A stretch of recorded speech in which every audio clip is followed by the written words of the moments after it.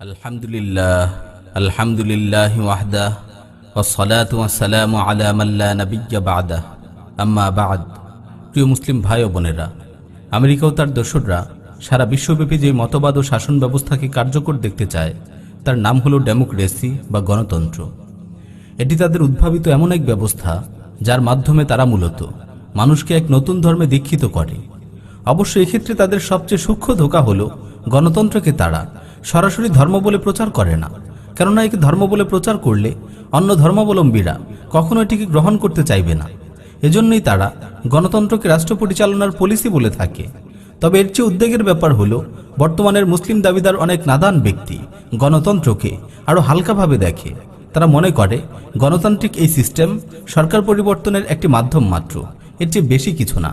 এমনকি এর মাধ্যমে তারা ইসলাম প্রতিষ্ঠার দিবাস্বপ্নও দেখে থাকে। এই কারণেই বর্তমানে আমরা দেখছি মুসলিমদের বিরাট একটি সংখ্যা গণতন্ত্র গণতন্ত্র বুলিয়ে ওড়াতে ব্যস্ত, কিন্তু তারা ভেবেও দেখে না গণতন্ত্র বিষয়টা আসলে কি, ইসলামের সাথে কি আদৌ এর কোনো সম্পর্ক আছে। আসুন আমরা সংক্ষিপ্তভাবে গণতন্ত্রের স্বরূপ সম্পর্কে জেনে নেই। গণতন্ত্রের ইংরেজি ডেমোক্রেসি শব্দটি মূলত গ্রিক ভাষার ডেমোস ও ক্রাটোস শব্দ দুটি থেকে নির্গত। ডেমোস অর্থ জনগণ আর ক্রাটোস অর্থ শাসন বা আইন। সুতরাং ডেমোক্রেসি শব্দের শাব্দিক অর্থ হল জনগণের শাসন বা জনগণের আইন। এটি খুব কঠিন দুর্বোধ্য কোনো অর্থ নয় যে যা বুঝতে হলে বিস্তর ব্যাখ্যা বিশ্লেষণের প্রয়োজন। গণতন্ত্রের শাব্দিক অর্থ থেকে স্পষ্ট এটি ইসলামের সম্পূর্ণ সাংঘর্ষিক ও বিপরীত একটি বিষয়। তবে আশ্চর্যজনক হলেও সত্য, গণতান্ত্রিক প্রক্রিয়ায় ইসলাম প্রতিষ্ঠার স্বপ্নে যারা বিভোর তারাই কেবল গণতন্ত্রের ভুল ব্যাখ্যা বিশ্লেষণ করে থাকে। কারণ গণতন্ত্রকে তার প্রকৃত অর্থে জানলে ইসলাম প্রতিষ্ঠার কথা বলে গণতন্ত্র করার আর কোনো সুযোগই বাকি থাকবে না। তাই তারা এক্ষেত্রে সেকুলার দলগুলোর চেয়েও মুসলমানদের সাথে বেশি প্রতারণা করে, কেননা সেকুলার দলগুলো গণতন্ত্রকে গণতন্ত্রের অর্থেই জানে। গণতন্ত্রের সেই সংজ্ঞায় তারা বিশ্বাস করে যেভাবে গণতন্ত্রের প্রবক্তারা এটিকে সংজ্ঞায়িত করেছে। সুতরাং গণতন্ত্রের ব্যাপারে হাল জামানার পীর সুফিদের দেওয়ার সংজ্ঞা নয়, বরং গণতন্ত্রের প্রবক্তারা যে সংজ্ঞা দিয়েছে তা জেনেই এর স্বরূপ সম্পর্কে অবগত হতে হবে। আধুনিক গণতন্ত্রের রূপকার আমেরিকান প্রেসিডেন্ট আব্রাহাম লিঙ্কন গণতন্ত্রের সংজ্ঞায় বলেছে, government of the people, by the people, for the people. জনগণের জন্য, জনগণের দ্বারা, জনগণের সরকার। সহজ কথায় গণতন্ত্রের মূল বিশ্বাস হলো জনগণই সকল ক্ষমতার উৎস। জনগণই জনগণের জন্য আইন প্রণয়ন করবে, আর সেই আইন অনুযায়ী জনগণের দ্বারা জনগণ শাসিত হবে। জনগণের খেয়াল খুশির বিপরীতে অন্য কোনো বিধান, এমনকি আসমানি বিধানও গ্রহণযোগ্য নয়।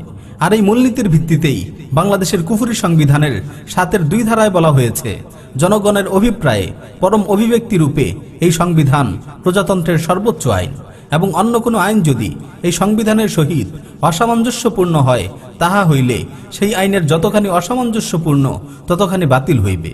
সংবিধানের 5ম ভাগের সংসদ নামক পরিচ্ছেদে সংসদ প্রতিষ্ঠা নামক ধারায় বলা হয়েছে, জাতীয় সংসদ নামে বাংলাদেশের একটি সংসদ থাকিবে এবং এই সংবিধানের বিধানাবলী সাপেক্ষে প্রজাতন্ত্রের আইন প্রণয়নের ক্ষমতা সংসদের উপর ন্যস্ত হইবে। এভাবেই বাংলাদেশের সংবিধানে গণতন্ত্রের প্রকৃত স্বরূপেরই প্রতিফলন ঘটেছে। প্রিয় মুসলিম ভাই ও বোনেরা, মুসলিম মাত্রই এই বিশ্বাস পোষণ করে যে সার্বভৌমত্ব ও যাবতীয় শাসন ক্ষমতার মালিক একমাত্র আল্লাহ সুবহানাহু ওয়া তাআলা। পবিত্র কোরআনের সূরা ইয়াসিনের 83 নম্বর আয়াতে ইরশাদ হয়েছে, ফাসুবহানাল্লাযী বিয়াদিহি মালাকুতু কুল্লি শাই। অতএব পবিত্র সেই সত্তা যার হাতে প্রতিটি জিনিসের শাসন ক্ষমতা। কিন্তু গণতন্ত্র বলে জনগণের হাতে শাসন ক্ষমতা, জনগণই সার্বভৌম ক্ষমতার মালিক। মুসলিমদের আকীদা বিশ্বাস হলো আইন প্রণয়ন ও বিধান দানের অধিকার একমাত্র আল্লাহর। পবিত্র কোরআনের বহু আয়াতে আল্লাহ সুবহানাহু ওয়া তাআলা এই ব্যাপারে সুস্পষ্ট ঘোষণা করেছেন। সূরা ইউসুফের 40 নম্বর আয়াতে ইরশাদ হয়েছে, ইনিল হুকমু ইল্লা লিল্লাহ আমারা আল্লা তা'বুদু ইল্লা ইয়্যাহ যালিকাদ দীনুল কাইয়্যিম ওয়ালাকিন্না আকসারান নাসি লা ইয়ালামুন। বিধান দেবার ক্ষমতা একমাত্র আল্লাহর, তিনি আদেশ দিয়েছেন তাকে ছাড়া অন্য কারো ইবাদত করো না। এটাই সরল পথ, কিন্তু অধিকাংশ লোক তা জানে না। সূরা আরাফের 54 নম্বর আয়াতে ইরশাদ হয়েছে, আলা লাহুল খালকু ওয়াল আমর।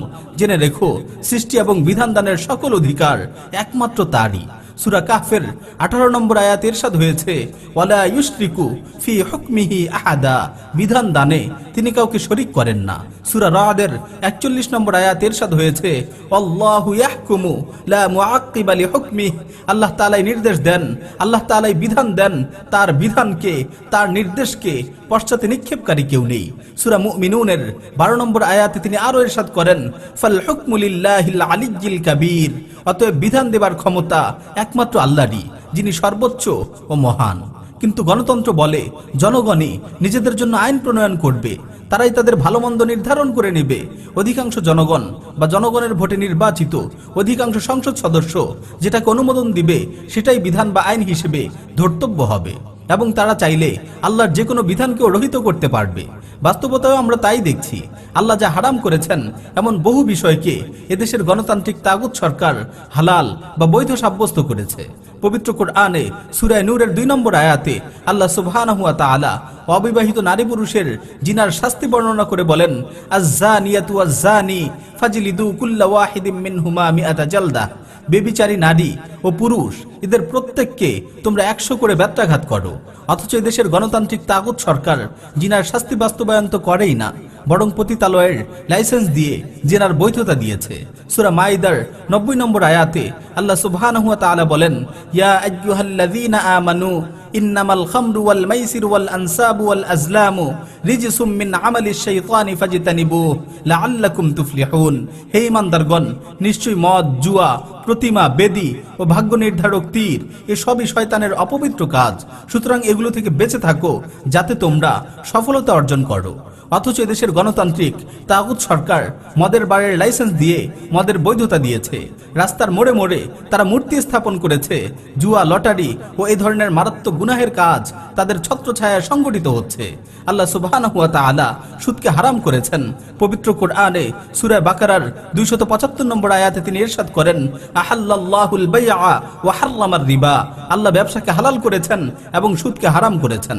সূরা বাকারার 278 ও 279 নম্বর আয়াতে তিনি আরো বলেন, ইয়া আইয়ুহাল্লাযীনা আমানুত্তাকুল্লাহ ওয়া যারু মা বাকিয়া মিনার রিবা ইন কুনতুম মুমিনিন ফাইন লাম তাফআলু ফাযানু বিহারবিন মিনাল্লাহি ওয়া রাসূলিহি। হে ঈমানদারগণ, তোমরা আল্লাহকে ভয় করো এবং সুদের যা বকেয়া আছে তা ত্যাগ করো যদি তোমরা মুমিন হও, আর যদি এটা না করো তবে আল্লাহ ও তার রাসূলের পক্ষ থেকে যুদ্ধের ঘোষণা শুনে নাও। অথচ দেশের গণতান্ত্রিক তাগুত সরকার শুধু ব্যাংকগুলোর লাইসেন্স প্রদান করেছে, সুদকে অর্থনীতির ভিত্তি হিসেবে গ্রহণ করেছে। আল্লাহ সুবহানাহু ওয়া তাআলা পর্দাকে ফরজ করেছেন, আর বাংলাদেশের কুফরি আদালত রায় দিয়েছে যে পর্দা করতে কাউকে বাধ্য করা যাবে না। এভাবেই এদেশের গণতান্ত্রিক তাগুত সরকার আল্লাহর বহু বিধানকে রহিত করেছে। তারা নিজেদের খেয়াল খুশি মতো আইন প্রণয়ন করে একটি কুফরি সংবিধান এদেশের মুসলিমদের উপর চাপিয়ে দিয়েছে। এসব তারা করতে পেরেছে একমাত্র গণতান্ত্রিক বিশ্বাস ও ক্ষমতা বলে। প্রিয় মুসলিম ভাই ও বোনেরা, গণতান্ত্রিক শাসন ব্যবস্থায় মানুষকে যে কোনো বিশ্বাসের স্বাধীনতা প্রদান করা হয়েছে। ইসলামে আকীদা বিশ্বাস পোষণ করা এই ব্যবস্থায় ঐচ্ছিক একটি বিষয় মাত্র। মুসলিমদের জন্যও নিজেদের দিন পালনের ক্ষেত্রে কোনো ধরনের বাধ্যবাধকতা নেই। কেউ চাইলে ঈমান আনতে পারে, কেউ চাইলে কাফের হয়ে যেতে পারে। অথচ আল্লাহ সুবহানাহু ওয়া তাআলা সূরা আলী ইমরানের 19 নম্বর আয়াতে ইরশাদ করেন, ইন্নাদ-দীনা ইনদাল্লাহিল ইসলাম, নিঃসন্দেহে আল্লাহর নিকট গ্রহণযোগ্য দিন একমাত্র ইসলাম। গণতান্ত্রিক ব্যবস্থায় মানুষকে মত প্রকাশের অবাধ স্বাধীনতা দেওয়া হয়েছে, আর এই স্বাধীনতাকে পুঁজি করেই নাস্তিক ব্লগাররা তাদের বিকৃত চিন্তা চেতনাকে সমাজের মাঝে প্রকাশ করে যাচ্ছে। আল্লাহ ও তার রাসূল সাল্লাল্লাহু আলাইহি ওয়াসাল্লামকে নিয়ে কটূক্তি করার দুঃসাহস দেখাচ্ছে। এসব ক্ষেত্রে সরকার তাদের শাস্তি না দিয়ে উল্টো তাদের নিরাপত্তা নিশ্চিত করে। গণতান্ত্রিক ব্যবস্থায় অবাধ ব্যক্তি মালিকানার স্বাধীনতা দেওয়া হয়েছে। এই ব্যবস্থায় কেউ চাইলে প্রচুর পরিমাণে পণ্য মজুত করে পণ্যের দাম বাড়িয়েও ব্যবসা করতে পারে। এক্ষেত্রে রাষ্ট্রের কাছে সে কোনো অপরাধী নয়। পক্ষান্তরে ইসলাম জনগণের ভোগান্তি হতে পারে এমন সকল কার্যক্রম নিষিদ্ধ করেছে। গণতান্ত্রিক ব্যবস্থা মানুষের জন্য অবাধ ব্যক্তি স্বাধীনতা নিশ্চিত করে। এই স্বাধীনতার ফলে তারা যেভাবে ইচ্ছা জীবনের চাহিদা মেটানোর অধিকার রাখে। যত্রতত্র তারা অবাধ যৌনাচারে লিপ্ত হতে পারে। কেউ ইচ্ছে করলে অন্যের স্ত্রীর সাথে পরকিয়া, নাউযুবিল্লাহ, এমনকি নিজের মা ও বোনের সাথে যৌন সম্পর্ক স্থাপন করতে পারে। ব্যক্তি স্বাধীনতার নামেই গণতান্ত্রিক বহু দেশে আজ সমকামিতা ও সমকামীদের মধ্যে বিবাহকে বৈধতা দেওয়া হয়েছে। বিবাহহীন নারী পুরুষের একই ছাদের নিচে লিভ টুগেদারকে গণতান্ত্রিক ব্যবস্থায় কোনো অন্যায় মনে করা হয় না, অথচ ইসলাম বিয়ে বহির্ভূত সকল যৌন সম্পর্ক, সমকামিতা ও লিভ টুগেদার এ ধরনের অশ্লীল ও নিকৃষ্ট কার্যকলাপকে কঠিনভাবে নিষেধ করেছে।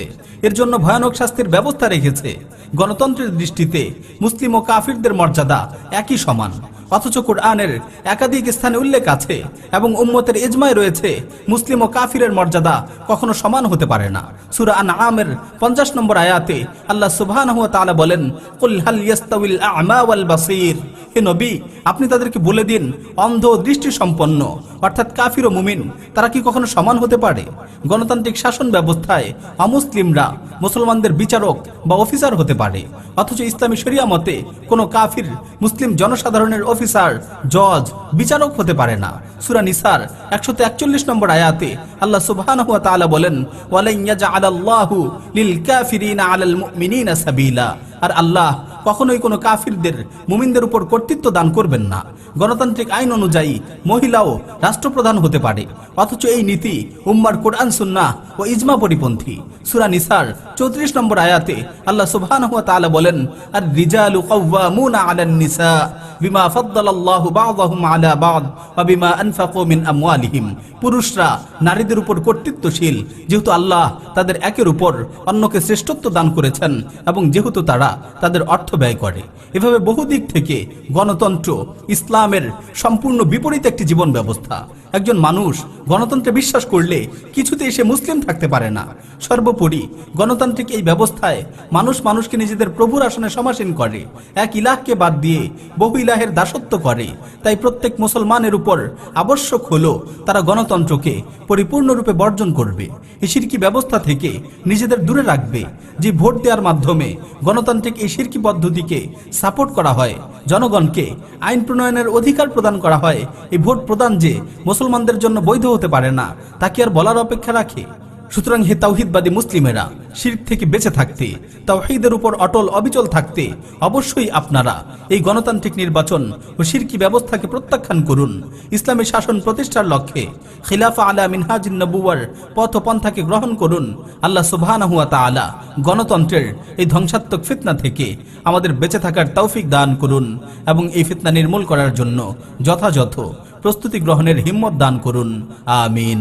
ওয়া আখিরু দাওয়ানা আনিল হামদুলিল্লাহি রাব্বিল আলামিন।